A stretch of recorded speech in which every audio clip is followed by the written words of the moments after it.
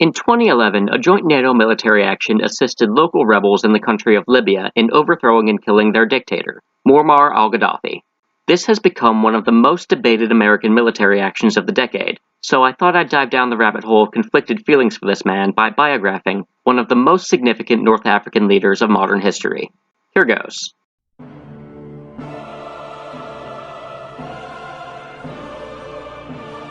Gaddafi was born in 1942 to a Bedouin family in Libya. His parents herded camels and goats. The Bedouin people are a nomadic culture that has existed for thousands of years throughout the desert regions of North Africa and the Middle East, and have significant populations in most of these countries. He would have been 9 years old when Libya gained its independence from European occupiers in 1951. Gaddafi would watch closely in 1952 when, in the neighboring country of Egypt, a political revolution took place which would ultimately end British occupation of Egypt and depose the Egyptian monarchy in favor of a more nationalist and anti-imperialist government. Although he wouldn't become president of Egypt until 1956, one of the most important people of the 1952 revolution was a man named Gamal Abdel Nasser. This revolution sent a wave of nationalism across the Arab world. The feeling would last throughout 1956 when Egypt fought off an invasion by Israel, France, and Britain. This nationalism would greatly influence Gaddafi's political leanings. In his early life, despite the fact that poor, illiterate Bedouin families typically didn't pay for education, his father found the money to send Gaddafi to an Islamic school where he slept at a mosque during the week and walked home 20 miles to visit his family on weekends. After finishing elementary school, his family moved to the town of Saba in south-central Libya, where he was the first of his family to attend secondary school. This continued until 1961 when he was thrown out of Saba by local authorities for participating in a violent Arab nationalist protest. In 1963, Gaddafi joined the Libyan military and began training in the Royal Military Academy in Benghazi, where he refused to learn English and was rude to the British officers because of his anti-imperialist leanings. With some friends, he founded and became the leader of the Free Officer Movement, a group named after the Egyptian group that instituted the coup of 1952.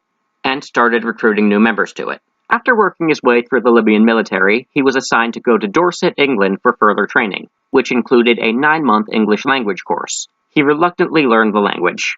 More than that, he learned that he liked his own Libyan culture much more than the English. He complained about racism and defiantly walked around London wearing traditional Libyan clothing. When Gaddafi came back to Libya after 1966, he was fortunate to find that the popularity of Libyan King Idris and his government had taken a big drop. With the increase in oil wealth, the government had come to be seen as corrupt and even pro-Israel.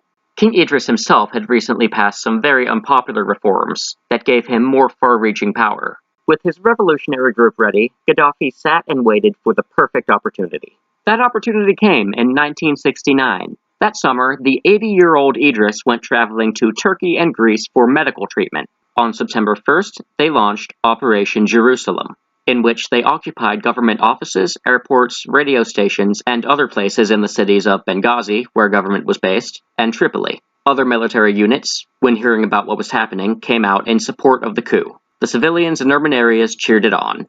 They met almost no resistance. In a radio announcement, after the success of the bloodless regime change, Gaddafi announced that this was purely an internal Libyan matter, not a threat to any other outside nation. Foreign people and property within Libya would be under the official protection of the army, and all existing treaties and agreements with other states would remain in effect. The country would now be known as the Libyan Arab Republic, and would be a state that resisted occupation from all Western powers. The country would not adopt atheistic communism or imperialistic capitalism, but instead adapt a form of Islamic socialism. Because of the mild take on foreign policy, the new regime quickly gained recognition from other nations, including the United States on September 6th. Crown Prince Hassan, seen here filmed by a potato, the nephew of Idris who was next in line to succeed him, was put under house arrest. He announced a few days after the coup that he was renouncing all claims to the throne and endorsed the new government. In 1961, a Libyan court sentenced him to 3 years in prison. After his prison stay, he actually lived out most of his remaining years in Libya out of the public eye. King Idris, who assured the RCC he would not attempt to reclaim his country in exchange for the safety of his family, took up residence in Egypt for the remainder of his life. The official government body after this was the 12-member Revolutionary Command Council, the RCC, of Gaddafi's Free Officers Movement. Of this, Colonel Gaddafi was named Commander-in-Chief of the Armed Forces. The 27-year-old revolutionary officer from a poor Bedouin family had successfully used his time in the military to not only make a name for himself, but to take control of an entire country. Now, what would he do with it?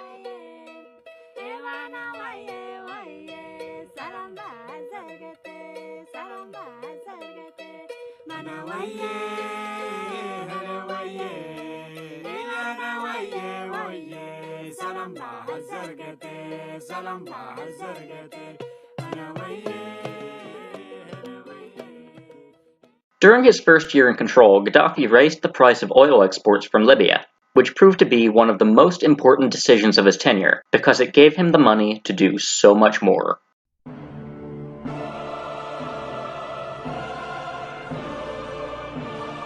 I'm going to skip around a lot because a lot happened. After Gaddafi raised his oil price in 1969, most of the countries in OPEC, the Organization of Petroleum Exporting Nations, followed in 1970. This meant that globally the price of oil went up, and there was nothing that any of the oil-buying nations could do about it. Gaddafi slapped down some nice new sedition laws, because free speech rarely mixes well with a dictatorship.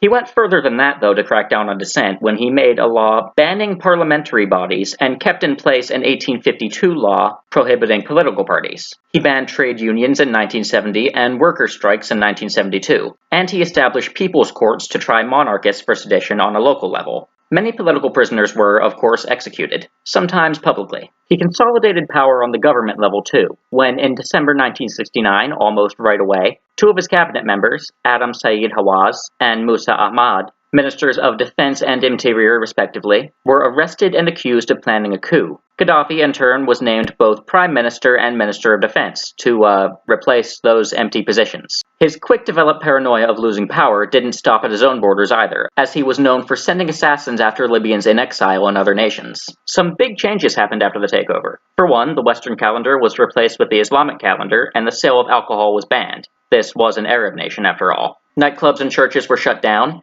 and Arabic was made the official language of the country. Government documents and street signs were not allowed to be printed in any other language. Additionally, in 1973 and 74 respectively, flogging was made an acceptable punishment for homosexuality and adultery. His administration, though, was surprisingly fair to women, establishing a law in 1972 that girls must be at least 16 years old to marry, and yes, you needed the woman's consent before a wedding could take place. Educational and professional opportunities were also opened up for women, and in fact, compulsory education was extended from 6 to 9 years, and university eventually became free for all Libyan citizens. He also doubled the minimum wage. Women in his personal life, though, well, he had a team of all-female bodyguards who were with him everywhere he went. And yeah, you get the idea. The government put the money to use almost immediately. One of their first big projects in 1969 was a so-called Green Revolution, which was not a social movement, but an environmental one. You see, over 95% of Libya is desert, so you can imagine the country has some trouble with farming. The Green Revolution was a huge public works project in which millions were put towards building irrigation pathways from the Mediterranean and from oases in the country to any nearby farmland they could reach. Although a noble effort, the agricultural profits ended up not being worth the building cost in the end. Although that particular project had more hype than return, his domestic plans were generally pretty good. His goal from the beginning was to provide free housing, education, and healthcare for all Libyans. Of those, the only thing he didn't accomplish was eliminating homelessness. He did, however, replace a lot of the impoverished housing districts with fresh new developments, as well as building up brand new suburban areas. He may not have eliminated homelessness, but his efforts were not in vain. In the first year, it was proclaimed that all British and American military bases in the nation were to be vacated. Despite the US quickly recognizing the new government and trying to kiss up to them in an effort to keep their bases, Gaddafi insisted that the Western imperialists leave.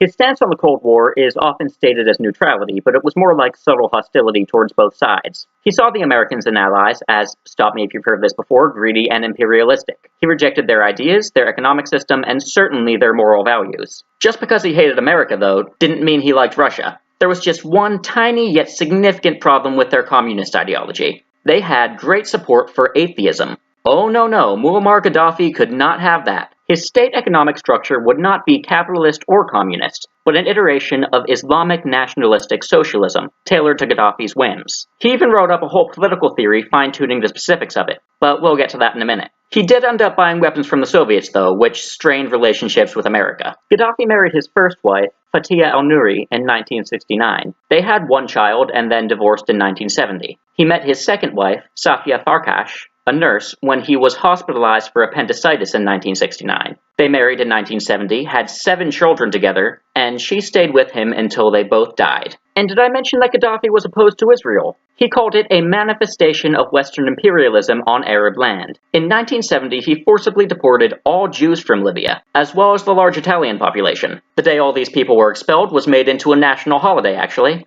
Not kidding, October 7th, the day of revenge. His intolerance for America, Europe, freedom, or anything related didn't stop at his own borders, because of course it didn't. After the irrigation system was done, he had to spend the oil money on something, right? Well, for starters, he funded a bunch of quote-unquote freedom fighters in Israel. In 1972, he even set up a training center for them called the First Nasserite Volunteer Center. His funding for these groups would continue for years to come, with drama starting up because some of the groups weren't violent or extremist enough. In 1972, a group of terrorists killed some Israeli athletes at the Munich Olympics. As you might be able to guess, Gaddafi had a hand in helping them prepare. And then, to top it off, he had their dead bodies flown back to Libya for a hero's funeral. Full military honors. I could not make this up if I tried. His money also went towards IRA car bombings in the UK, the Black Panthers in the US, and anti-apartheid groups in South Africa, as well as many other groups in various places. When asked by news reporters about his funding of terrorist activity, his response was usually something along the lines of calling them freedom fighters against Western imperialism and saying that the imperialists were skewing the narrative to make him look evil. As for foreign affairs, Gaddafi finally got to work with his hero, Nasser. The latter would say privately of the former, he's a good boy, but a little naive. The thing they worked together on, along with Sudan and Syria, was a proposal to create a pan-Arab nation. This plan worried the West at first, but then Nasser died in November of 1970. Nasser was succeeded by a man named Anwar Sadat, who was more a federation kind of guy. Just not ready for that type of commitment yet. Was expecting something a little more casual, you know? Well, Sadat managed to successfully stall the talks, while pocketing oil money donated by Gaddafi, I might add, until the 1973 deadline, at which time no unifying action had taken place. Of course, by that time, Sudan, Syria, and Egypt all had their own reasons for being a little wary of what was going on in Libya. In fact, to say relations deteriorated would be an understatement. Well, what was going on, you ask? Oh boy, here we go. April 1973 was the start of a popular revolution in Libya. Why was there a popular revolution in Libya? Because Gaddafi proclaimed it, and it was so. This right here, even more than Gaddafi's death during Arab Spring, was the reason I decided to do this series. Gaddafi unloaded a 5-part plan onto the public. Part 1, all existing laws were to be abolished and replaced. Part 2, opponents of the revolution were to be removed. Part 3, there would be a revolution in the government administration, which would wipe clean all the bureaucratic red tape. Part 4, the people would form people's committees, which would arm themselves to defend the revolution. And Part 5, there would be a cultural revolution which would purge all poisonous foreign influences from the country. Okay, so the part of this which directly affected the most people was the committees. They served as sort of political action groups, as well as basically thought police who had a role in rounding up all the wrong thinkers. The idea was that representative democracy, like they had in the West, wasn't true democracy, and that the only way to represent everyone was to get as many people as possible actively participating in government. As such, a chain of command was established from each of these groups all the way up to Gaddafi himself. It sure did increase public participation in decision-making, and it sure did give Gaddafi a complete stranglehold on government function. Basically, Gaddafi set up the big-picture narrative, and the peons would rewrite schoolbooks and make changes on the local level to go along with it. Every loyal citizen felt like the government was serving them, and not the other way around. The thing that had the biggest indirect effect during the revolution was when Gaddafi announced in 1973 that 51% of all oil companies in Libya would be appropriated by the state. This proved to be a huge economic success, which in turn was probably the reason that public opinion stayed so high for so long. To try and give you an idea of the economic boom, Libya's GDP was $3.8 billion in 1969, $13.7 billion in 1974, and $24.5 billion in 1979. In the course of 10 years, the work output of the average Libyan grew to be valued over 6 times as much. That translates to some pretty significant growth in standard of living. Some more numbers for you. In 1969, Libya had 700 doctors, but by 1978, they had 3,000. and in that time, 50% more hospitals were built. Malaria was eliminated from the country, and a bunch of other once common diseases became very rare. Imagine this kind of success, but in every aspect of public life. Gaddafi took an impoverished, underdeveloped nation at gunpoint and then transformed it into a state that could rival many countries in Europe, all while eliminating any sort of checks on his power. The revolution wasn't without its opponents, though. In 1974, there was a failed coup attempt. Due to the reduced number of RCC members, Gaddafi used it as an excuse to take sole control of the state in 1977. So that coup wasn't exactly the most successful. In 1975, over 200 senior officers in the army were arrested as part of a purge of disloyal people. Another one in 75, some of the merchant class of the country were upset by the continued nationalization of the economy, which meant that the government became the new owner of their businesses. But the quality of life was going up for everyone else, so not too many people were complaining. There was also a drama with some protesters from a university getting hanged publicly. Amnesty International made a big thing about it and called it the first time someone was executed in Libya for purely political reasons. I'm sure it wasn't the first time. In addition, there were a bunch of tribal leaders in rural areas who liked their old hierarchy just fine. They were conveniently labeled agents of the old regime, and Gaddafi installed some new leaders in their place. Predictably, the communities they served never really came to accept the new guys. In response to nationalization efforts, some clerics from the Muslim Brotherhood criticized the seizing of property as going against the teachings of Islam. There were also some scholars who didn't like that Gaddafi basically threw out the hadith and went back to a form of Islam that believed solely in the Quran. Gaddafi, in turn, had them labeled as traitors to the revolution, and, after their disappearance, all privately owned Islamic colleges were either shut down or nationalized. As for foreign relations post-revolution, well, Gaddafi, with Arab unity on the mind, suggested Egypt should have a similar revolution as Libya, and Sadat was having exactly none of it. They disagreed strongly enough, in fact, that Gaddafi went as far as calling for Sadat's overthrow. Now, you may remember this unity plan included more than two nations, so what did the other two think? Well, Ghaffar Nimeri of Sudan, the guy on the left there, sided pretty strongly with Egypt on the matter. Well, forget that guy, am I right? What did Syria think of this, you ask? Oh, don't worry, Syria wound up on Gaddafi's naughty list as well when they, together with Egypt, launched the Yom Kippur War against Israel, and Gaddafi threw a fit because he found out about it the same day as the rest of the world. Talk about bad neighbors. Okay, so Gaddafi needs some new allies. What about Tunisia to the west? Well, they actually had their own unification plan in 1974, but that one fell through because the people in Tunisia really didn't like it. So what did Gaddafi do? What does he always do? He started funding freedom fighters in Tunisia who wanted to overthrow the current government. This funding would continue well into the 80s. I joke, but he actually did have good relations with some countries. For instance, he traded nuclear research with Pakistan until 1977, when the Pakistani government was overthrown in a coup. He also aligned politically with Algeria during the 1975 Western Sahara War against Morocco. Despite some rocky relations with the rest of the Arab world, he did have quite a few friends in sub-Saharan Africa. His funding of terror groups in the West made Libya basically the country when it came to standing against imperial oppressors. Between 1973 and 79, Gaddafi donated over $500 million in aid to various African nations. As well, he had the goal of eliminating Israeli influence on the region by basically bribing governments to cut diplomatic ties with them.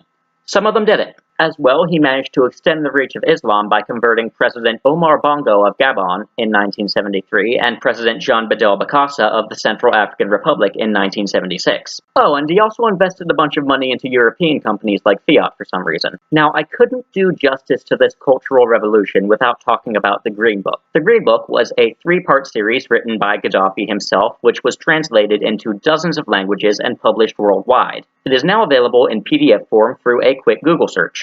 I had to get a tetanus shot to cure the cancer I caught from reading this entire thing, so I hope you appreciate it. In Part 1, it lays out the problem of no existing form of government being truly democratic in a way that reminds me of Marxist theory. They both claim that the existing structure in the West, whether it be capitalism as Marx states or representative democracy as Gaddafi states, is flawed, and claims that not only are the people dissatisfied with it, not taking into account whether or not they actually are dissatisfied, but its inevitable end will contradict its goals. In Gaddafi's case, he claims that no system using a parliament as a legislative body, and no system in which parties are allowed to play a role in elections, can ever represent every one of the people, because, basically, tyranny of the 51%. His proposed solution to this was popular conferences and people's committees, which he called, and I quote, "the end of the journey of the masses in quest for democracy." He imagined this as the first implementation of complete direct democracy that has ever been attempted, and thus he saw it as the final form in the evolution of human political theory. And it's easy to see how he thought this was going so well, because with enough oil money, any form of government will be able to function. Any good but naive child building a Lego city can dream up a system of government where they are in charge, imagine it to be fair, and then denounce all other forms of government. The reality is that if Gaddafi hadn't bullied the oil companies into submission right away in 1969, this socialist utopia would have followed the same path as all the others. But that's just my opinion.